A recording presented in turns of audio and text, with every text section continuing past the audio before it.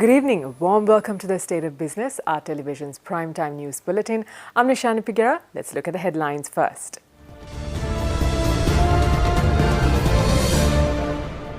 Tariffs exacerbate market uncertainty, says Ajay Sharma. NCCSL signs agreement to promote business between Sri Lanka and China. In tonight's main story, Asia Pacific Regional Head of Global Trade and Receivables Finance of HSBC Bank, Ajay Sharma, states that tariffs exacerbate global market uncertainty, which eventually triggers critical issues to the global trading regime. During an event held in Colombo recently, Sharma also made the following statements with regard to Asian economies. What will be the impact of tariffs? I think we'll see how it pans out. But in a world which is globally interconnected, in a world where the supply chains straddle across various countries, the impact is obviously one, it creates market uncertainty. It challenges the rule-based system that we had so carefully put in place under WTO. And over time, no company likes uncertainty. And therefore, it impacts the decision-making around making long-term investments in the absence of long-term policy stability. And this is what we have to contend with. The other positive is that trade volumes have continued to grow. So after a dip in 2016, the last 2 years has seen significant increase in trade volumes. And the growth in Asia and emerging markets will continue to drive future of trade. So by 2050, the assumption is that there'll be another 2.6 billion people, mostly in emerging markets, which will be in the middle class. And this will drive a huge demand for goods, services, investments, capital flows, and trade flows. The other key thing that we have looked at is that the nature of trade flows has changed. The Asian economies have grown really strongly. So if you look at this year, the expectation is that Asia Pacific ex-Japan will grow at 6.1%. And indeed, next year the assumption is 6.2. And this is a significant growth on an already large pool, the domestic product of each of these countries. And this growth continues to develop and add jobs in the market. It adds more people into the middle class every year. It increases demand and positions us as a big beneficiary of all the business that is required to be done to facilitate trade. Speaking further, Ajay Sharma mentioned e-commerce as a disruptive innovation which helps create new markets and open new business avenues. I think the other big trend is around the technologies that drive the different way of doing trade. E-commerce is one of them. And as we look at e-commerce, it is disruptive, but it is also increasingly creating new avenues for sales and new business flows which didn't exist before. Same thing with trends like 3D printing.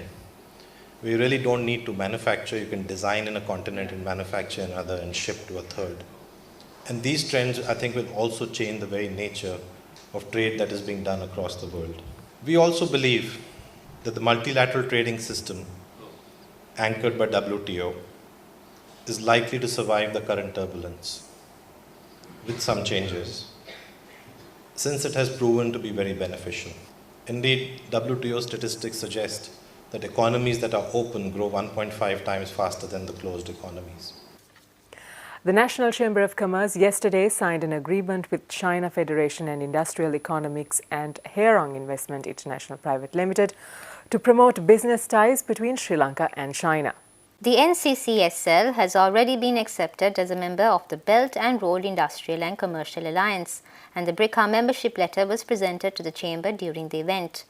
BRICA is a multilateral cooperation body established by the China Federation of Industrial Economics, which consists of 28 member countries, including Sri Lanka at present.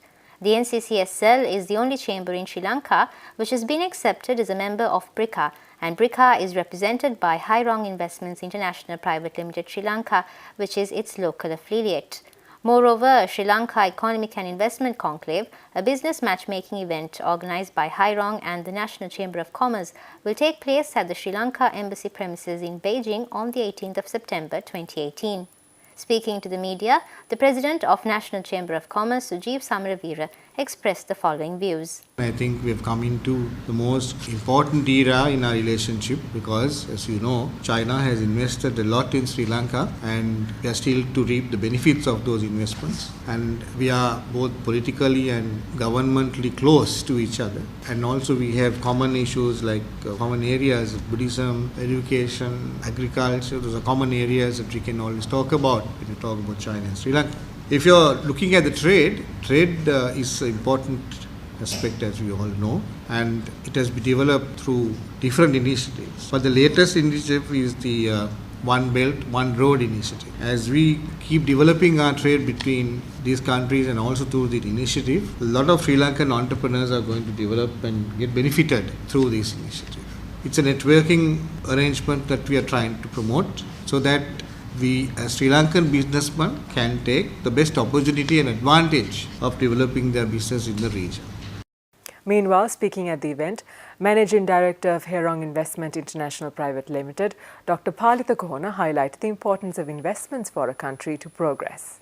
A country needs investments to progress. Without investments, country does not progress. You can generate investments through your own reserves with savings. You can generate your own investments through surpluses in trade, both of which don't seem to be happening in Sri Lanka at the moment. There are no savings, or not much. We are definitely not producing surpluses in the trade. So where do we get our investments from? We have to approach funding sources like the BRI for our investments. We don't have a choice unless we want to stay a struggling third world country forever. But it has to be done intelligently, it has to be done carefully, it has to be done with the national interest foremost. Time for us to take a short break. There's more news on the other side. Stay with us for that.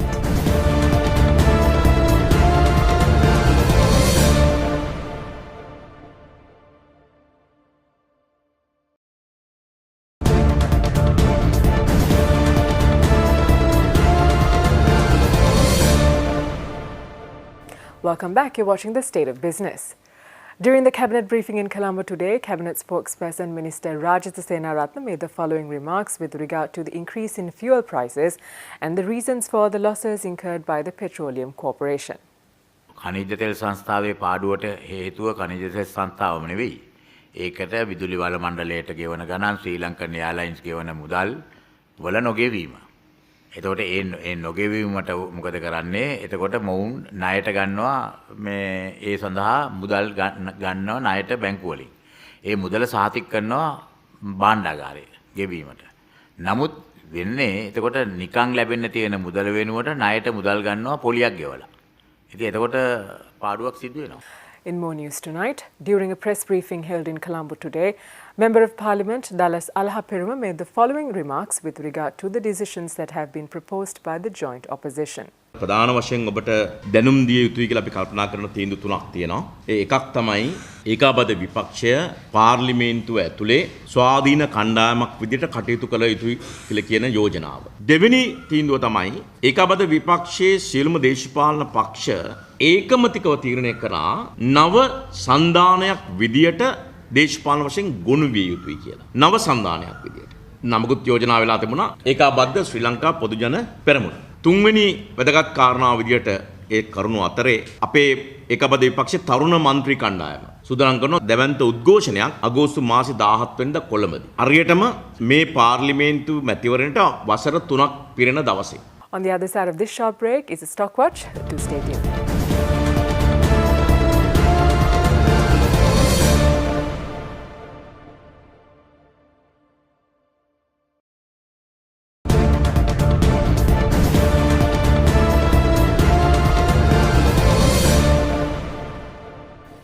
Welcome back to the show.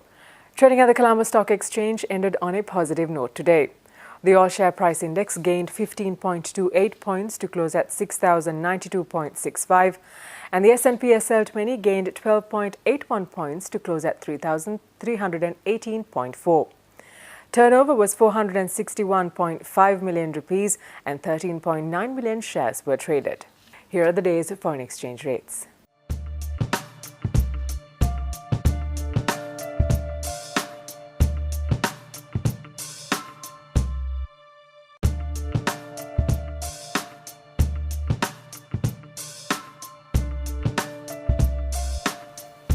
And with that, we wind up the show for tonight. Do join us again tomorrow at the same time. Until then, thank you for watching. Good night.